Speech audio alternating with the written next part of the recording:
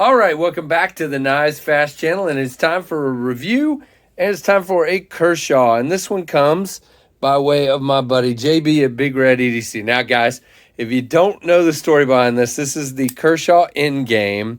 I actually won this in a giveaway from JB. This was, I think, one of his Smoky Mountain Knife Works affiliation knives, which he always gives away. He basically gets, if you use his link, he gets a little kickback on that, and he turns right around and buys knives for you guys to have. But I accidentally did not write not an entry, which I always write. And so I wasn't paying attention that day when he posted it, and others were like, congratulations. And I'm like, what? So I won this knife, and he sent it to me because he's such a nice guy. But here's what we're doing. This is a knife that I'm going to give away on my live stream. As a matter of fact, if you're watching this, you've already missed that giveaway because I decided to go ahead and give it away earlier, but I just want to make sure you guys knew. Won this from JB, Big Red EDC, and then turned right around and gave it away. There's so many more giveaways coming, guys. Pay attention on the channel, and you will be pleased. So this is a steel frame lock. It is the Kershaw Endgame.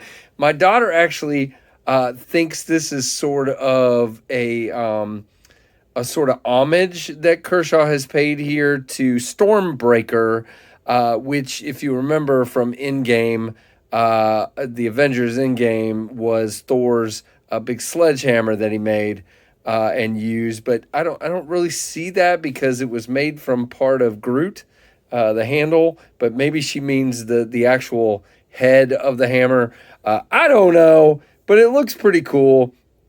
Put a post up on Instagram about it and used the Endgame music on it because as a sort of tribute to that. But it does have that sort of spacey, superhero-y, patchworky, whatever thing going on here. It also has a little bit of a Kai or, man,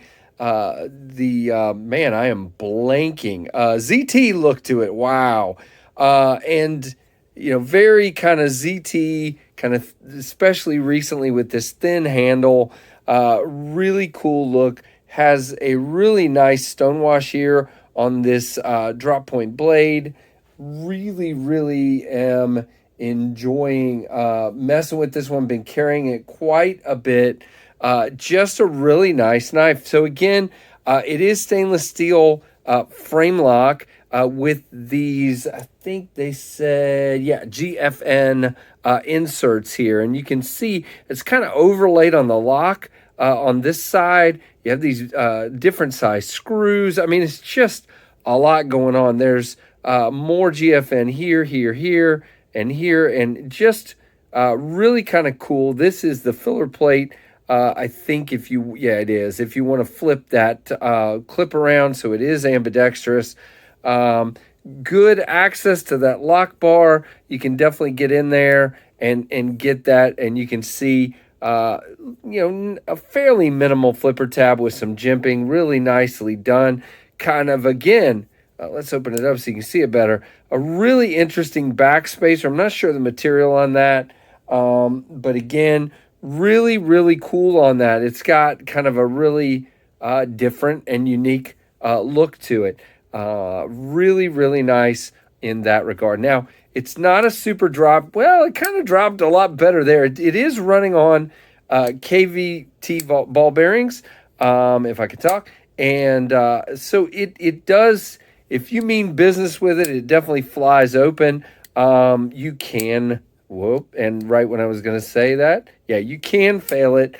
It is not the best D10 in the world, as you can see, but if you mean business, it is coming out. As far as the blade, it has the Kershaw logo on this side and 2095, which is the number. Kai D2 is the steel. And I'm not sure if this is the KVT ball bearing symbol or what that symbol is, but I'm sure somebody in the comments is going to tell me, and probably I'll feel stupid. But that's okay. Decent jimping up here and kind of a little spooned out area here for your thumb if you want to get it out there. Kind of feels a little different if you're part on the jimping and part out there, so you kind of got to get your thumb all the way out into that rounded area, but it feels good once you're out there. Nice and chamfered off on everything. Really, actually, very well done. Now, this is a budget knife. It's right at $62, $63 from what I can see. Nice loop over deep carry clip. It is a little tight on the clearance, but since those screws are flush, it was not a problem in the pocket. As a matter of fact, as you can imagine, it carries extremely slender in the pocket.